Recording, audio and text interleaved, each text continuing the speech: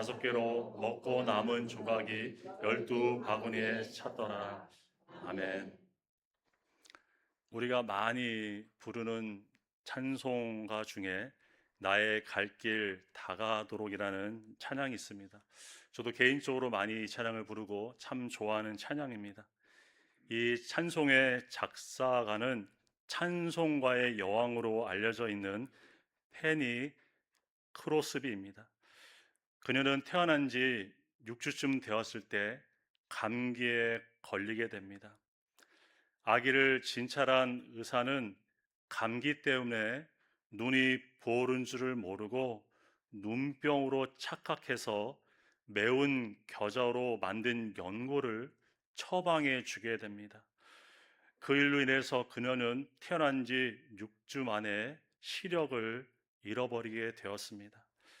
이렇게 그녀의 인생은 시작부터 결핍에서 시작되었습니다. 한 번도 세상을 본 적이 없는 삶을 살았습니다. 우리가 생각하기에는 그녀의 삶은 원망과 증오로 가득할 것 같습니다. 그러나 그녀의 삶에서 흘러나온 것은 원망이 아니라 감사였습니다. 어느 부흥 집회에서 한 목사님이 크로스비에게 이렇게 말했습니다. 하나님께서 당신에게 그렇게도 많은 선물을 주셨는데 세상을 볼 수 있는 시각을 선물로 주시지 않은 것은 참으로 유감스러운 일입니다. 그 말을 들은 크로스비가 이렇게 대답합니다.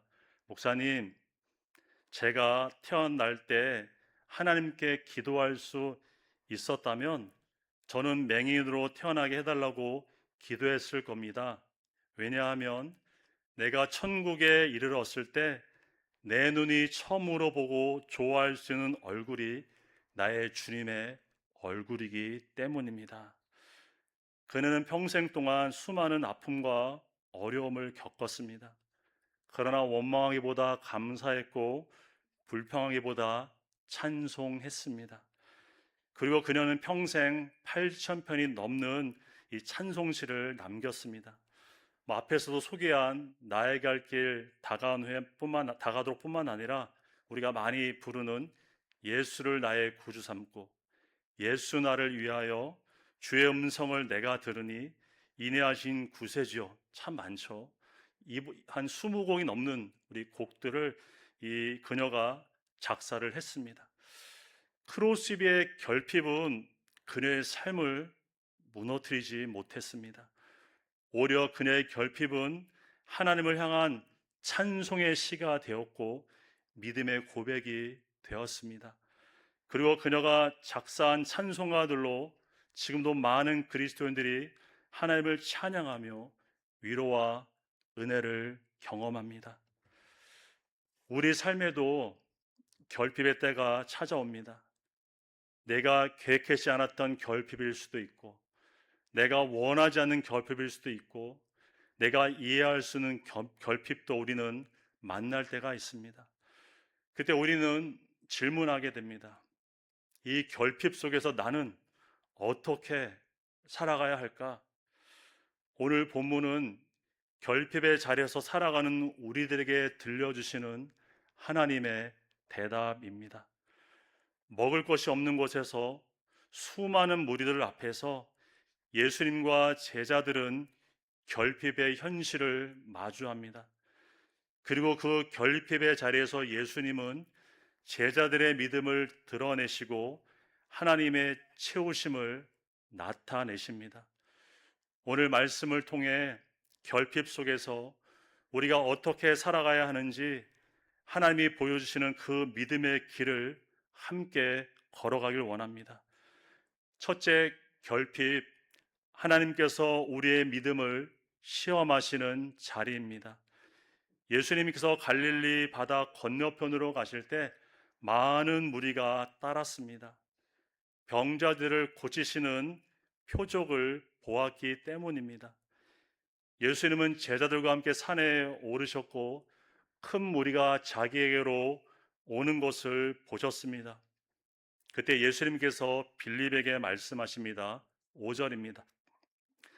우리가 어디서 떡을 사서 이 사람들을 먹이겠느냐? 이 질문은 단순히 해결책을 찾기 위한 질문이 아니었습니다. 6절은 그 이유를 이렇게 우리에게 말합니다. 이렇게 말씀하심은 친히 어떻게 하실지를 아시고 빌립을 시험하고자 하심이라. 예수님은 친히 이 문제를 어떻게 해결하실지 알고 계셨습니다.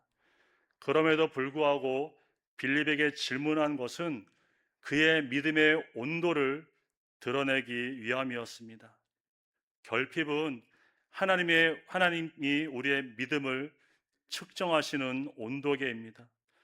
우리의 믿음을 시험하는 시험지입니다. 성경에는 하나님께서 결핍 속에서 자기 백성을 시험하시는 장면이 반복해서 나타납니다. 대표적인 사건으로 이스라엘 백성의 광야 시험이 있습니다. 신명기 8장 2절은 이렇게 말씀합니다. 내 하나님 여호와께서 이 40년 동안에 내게 광야길을 걷게 하신 것을 기억하라. 이는 너를 낮추시며 너를 시험하사 내 마음이 어떠한지 그 명령을 지키는지 지키지 않는지 알려 하심이라. 이스라엘 백성이 걸은 광야 길은 단순한 이동 경로가 아니었습니다. 하나님께서 그들의 믿음을 시험하시고 훈련하시는 훈련 길이었습니다. 광야가 어떤 곳인가요? 먹을 것이 없는 곳입니다. 마실 것이 없는 곳입니다.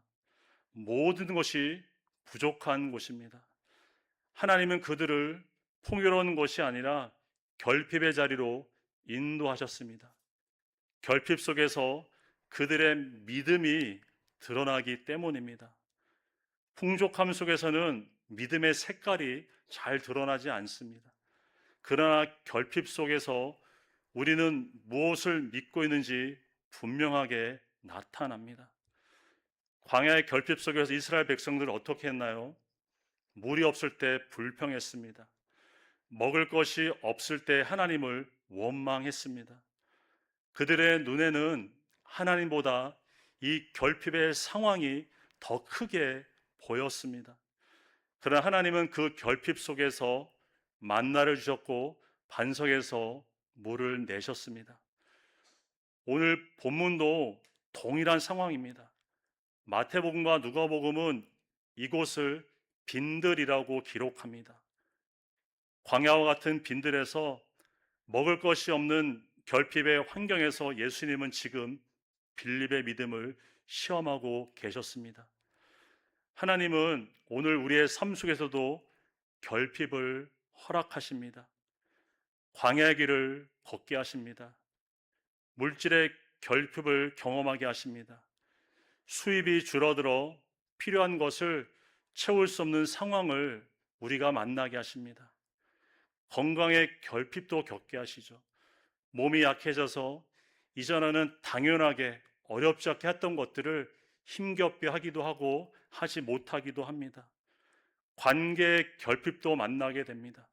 사람들이 멀어지고 도움이 필요한 순간에 우리는 도움을 받지 못하기도 합니다.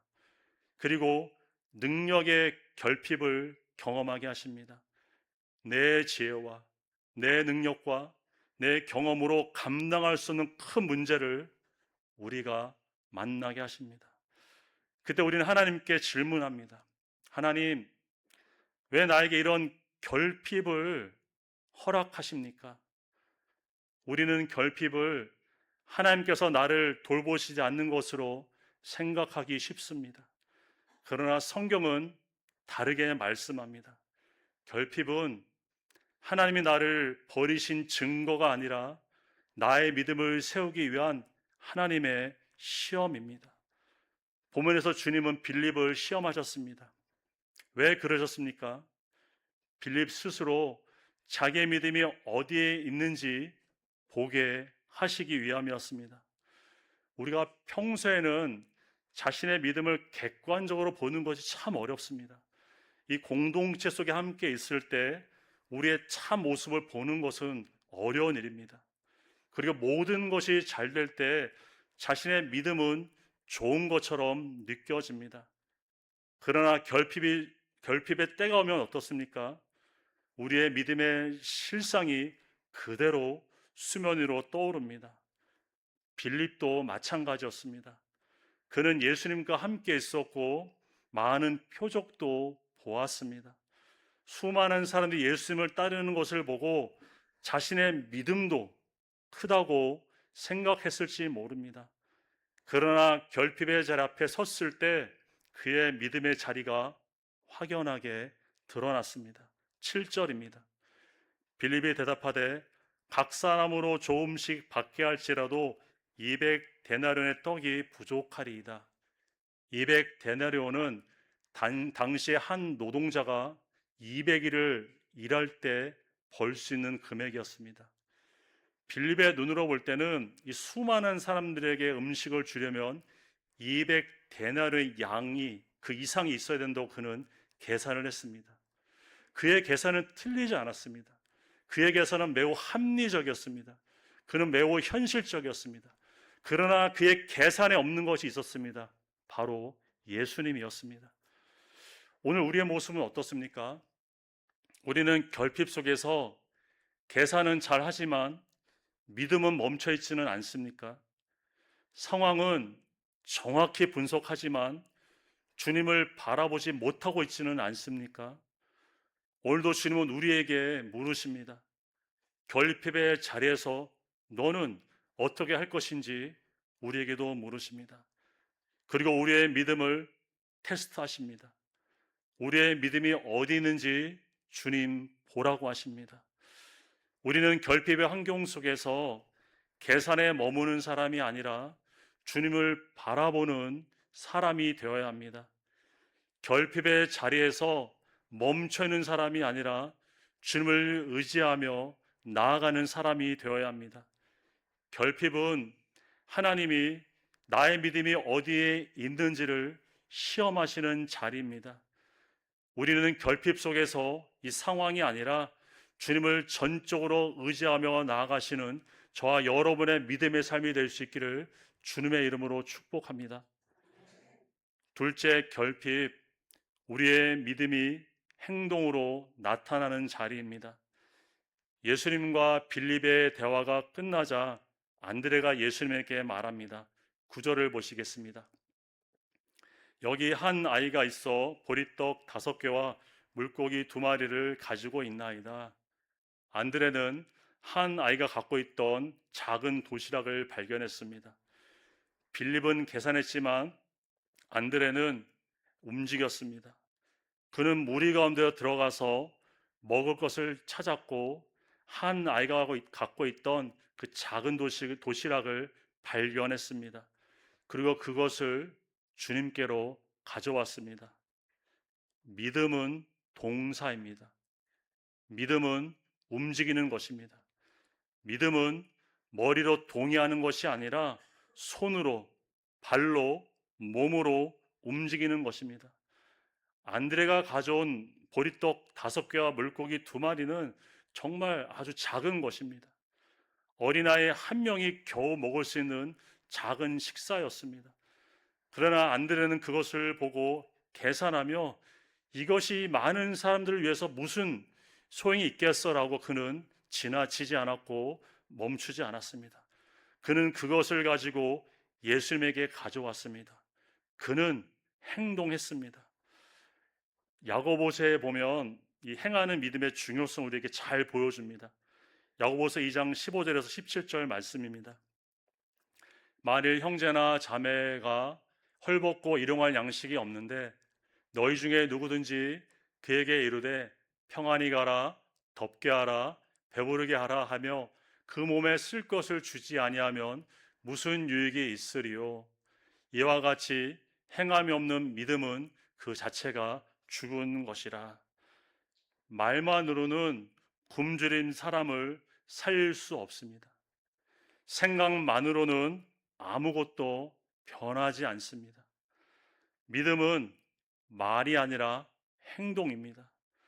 행동으로 나타나지 않는 믿음은 살아있는 믿음이 아닙니다. 행함이 없는 믿음은 죽은 믿음입니다. 하나님은 행동하는 믿음을 통해서 일하십니다. 우리는 지난번에 중풍병자가 고침받은 사건을 함께 나누었습니다. 그 중풍병자가 치유받을 수 있었던 것은 바로 그의 친구들의 행동하는 믿음 때문이었습니다. 그들은 말로만 위로하지 않았습니다. 그들은 그의 친구를 예수님께로 데려갔습니다. 사람들이 많아서 길이 막혔지만 그들은 포기하지 않았습니다. 지붕 위로 올라갔고 지붕을 뜯어냈고 침상채로 예수님 앞에 내렸습니다.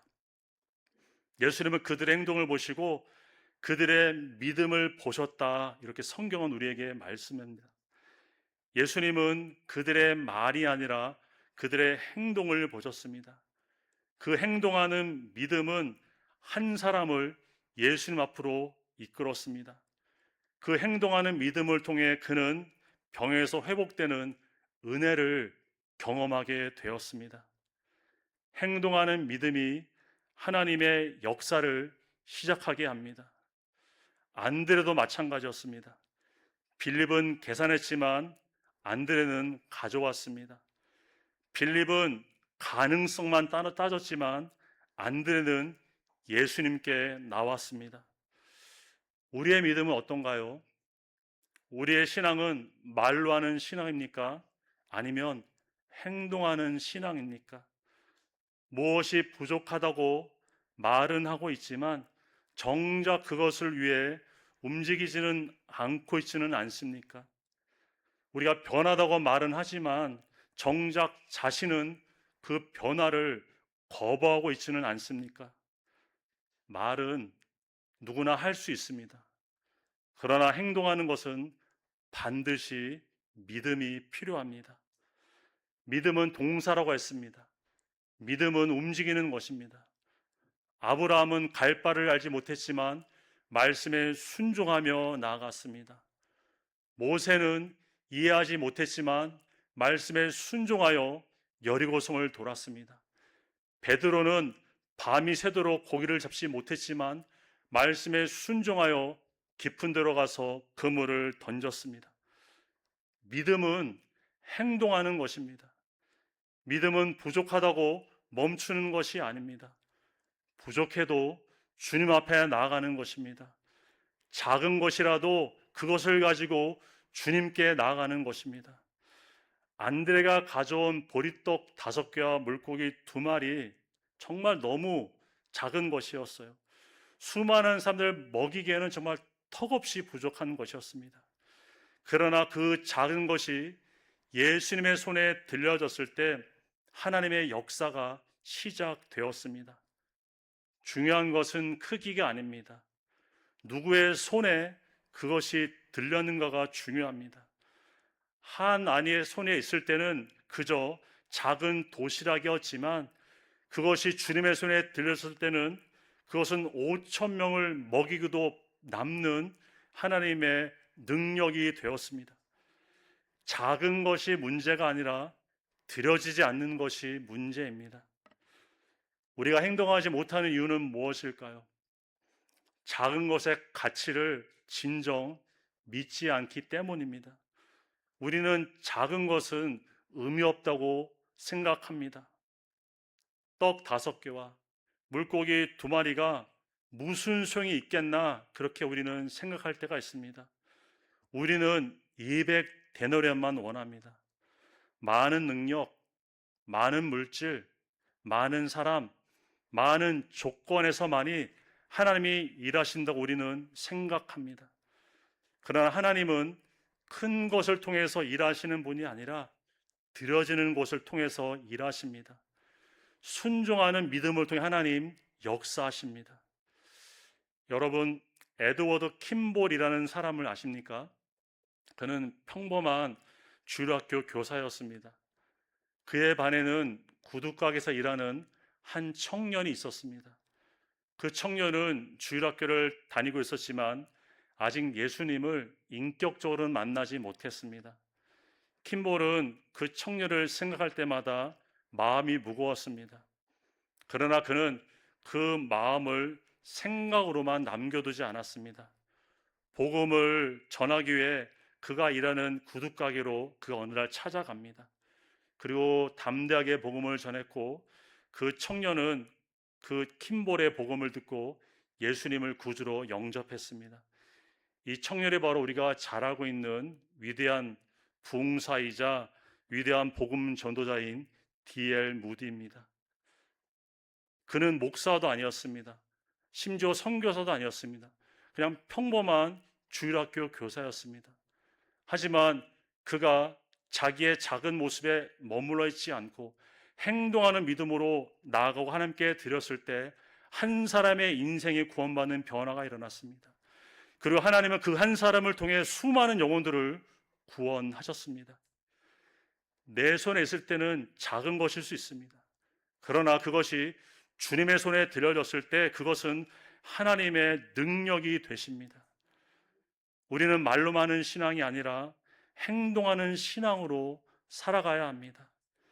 결핍 속에서 계산하고 가능성만 따지고 멈춰있는 믿음이 아니라, 비록 그것이 우리 눈에 볼 때 작은 것일지라도 주님께 드리는 믿음으로 우리는 나아가야 합니다. 그런데 이 안드레의 믿음을 보면 완전한 믿음은 아니었습니다. 그는 이렇게 고백합니다. 9절 중간절을 보시면, 그러나 그것이 이 많은 사람에게 얼마나 되겠사옵나이까. 안드레는 가져왔지만 확신은 없었습니다. 그러나 중요한 것은 그가 주님 앞에 가져왔다는 사실입니다. 주님께서 우리에게 원하는 믿음은 완벽한 믿음이 아닙니다. 비록 완벽하지 못하지만 지금 있는 모습 그대로 주님께 나오는 믿음을 주님 저와 여러분에게 원하십니다. 하나님께 나아가지 못하는 이유도 바로 우리가 이 완벽주의에 집착하기 때문입니다. 우리는 종종 이런 생각을 합니다. 이 문제만 해결되고 나면 하나님께 나아가겠다. 이 죄의 문제만 해결되면 그때 주님 앞에 서겠다. 좀 더 준비되고 좀 더 온전해지면 그때 하나님께 자신을 드리겠다고 우리는 생각합니다. 그러나 하나님은 완벽해진 후에 우리 보고 오라고 하지 않으십니다. 지금 나오라고 하십니다. 연약한 모습 그대로 나오라고 하십니다. 부족한 모습 그대로 주님 지금 나오라고 우리에게 말씀하십니다. 내가 가지고 있는 작은 것을 가지고 주님 나오라고 하십니다. 안드레의 믿음은 완전하지 않았습니다. 그는 확신도 없었습니다. 그러나 그는 어떻게 했죠? 그 자리에 멈춰 있지 않았습니다. 그 자신이 가진 작은 것을 가지고 주님께 나왔습니다. 그리고 주님은 그 작은 것을 통해 일하기 시작하셨습니다. 우리는 완벽해지기를 기다리는 사람들이 아닙니다. 지금 나아가는 사람이 되어야 합니다. 내가 가진 것이 작은 것이라고 할지라도 주님께 드리는 믿음으로 지금 우리는 나가야 합니다. 결핍 속에서 계산하는 사람이 아니라 우리는 순종하는 믿음으로 나가야 합니다. 멈추는 사람이 아니라 행동하는 사람으로 주님 앞에 서야 합니다. 우리는 결핍 속에서 행동하는 믿음으로 주님 앞에 온전히 드려지는 저와 여러분의 귀한 믿음의 삶이 되기를 주님의 이름으로 축복합니다. 셋째, 결핍, 감사할 때 하나님의 채우심을 경험하는 자리입니다. 11절을 함께 보겠습니다. 예수께서 떡을 가져 축사하신 후에, 여기서 축사했다는 것은 감사했다는 말입니다. 예수님은 먼저 감사하셨습니다. 예수님은 작은 것에도 감사를 드렸습니다. 떡 5개와 물고기 2마리밖에 없는 결핍의 현실 앞에서 주님은 불평하지 않으셨습니다. 그리고 작은 것을 가져온 제자들을 책망하지도 않으셨습니다. 지금 손에 있는 작은 것을 보며 주님은 하나님께 감사를 드렸습니다. 데살로니가전서 5장 18절은 이렇게 말씀합니다. 우리 다 함께 고백해 볼까요? 범사에 감사하라. 그리스도 예수 안에서 너를 향하신 하나님의 뜻이니라. 아멘. 성경은 풍족할 때만 감사라고 말하지 않습니다. 범사에 늘 항상 감사라고 말합니다. 좋을 때만이 아니라 어려울 때도 감사라고 말씀합니다. 풍성할 때만이 아니라 결핍 속에서도 감사라는 것입니다. 사도 바울이 말씀을 기록할 때 그는 풍족한 환경에 있지 않았습니다. 그는 감옥에 있었습니다. 자유가 없었고 제한된 환경 속에 있었습니다. 미래도 불확실했습니다. 그러나 바울은 그 결핍의 상황 속에서도 감사를 말했고 하나님께 감사를 드렸습니다. 그의 감사는 환경에서 나온 것이 아니었습니다. 하나님을 향한 믿음으로 드리는 감사였습니다. 감사의 본질적인 문제는 이 환경의 문제가 아니라 바로 우리의 믿음의 문제입니다.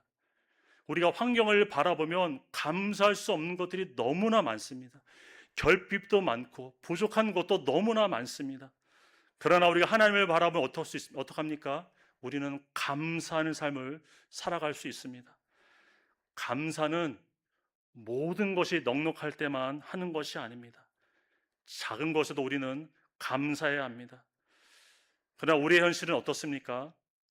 결핍이 보일 때 감사는 사라지기 시작합니다. 부족함이 보일 때 불평이 우리 안에서 일어나기 시작합니다. 환경이 점점 어려울수록 우리의 감사도 점점 줄어듭니다. 왜 그럴까요? 우리의 시선이 하나님이 아니라 이 환경을 바라보기 때문입니다. 감사는 결국 우리가 무엇을 바라보는가에 달려 있습니다. 하박국 3장 17절 18절은 이렇게 우리에게 말씀합니다. 비록 무화과 나무가 무성하지 못하며 포도나무에 열매가 없으며 감람나무에 소출이 없으며 밭에 먹을 것이 없으며 우리의 양이 없으며 외양간에 소가 없을지라도 나는 여호와로 말미암아 즐거워하며 나의 구원의 하나님으로 말미암아 기뻐하리로다.